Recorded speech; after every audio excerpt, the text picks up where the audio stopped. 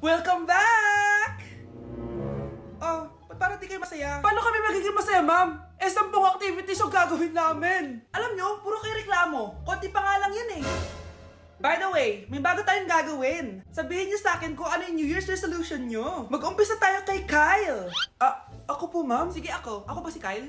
Ang New Year's resolution ko ay mas gagalingan ko pa sa school. Very good. Okay, next, Scarlett. Ang New Year's resolution ko ay ang magka-jowa. Last year ko pa wini-wish kaso hanggang ngayon wala pa rin akong jowa. Lu, paano ka magkaka-jowa? Lahat na lumalapit na lalaki sa'yo, nire-reject mo. Kala mo ang ganda-ganda niya. Kung ikaw magiging jowa ko, wag na lang. Mamatay na lang ako. Tama na yan. Samantha, ikaw na. Ang New Year's resolution ko ay wala. Dahil sobrang perfect ko, no? Feeling naman nito. Ako kaya yung pinakamabait at pinakamaganda dito, no? Ang pinakamasamang ugali. Anong sabi mo? Totoo naman eh. Dapat ang New Year's resolution mo, ang maligo ka. Puro ka make-up. Ang asim-asim mo naman. Ganon?